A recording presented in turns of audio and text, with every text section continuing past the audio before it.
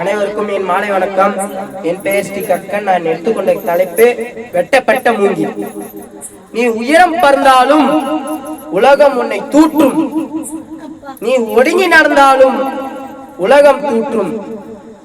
உன்னை நீயே செதுக்கு, உனக்கு புலியாய் நீயே இரு, உன் வாழை உனக்காக வாழு.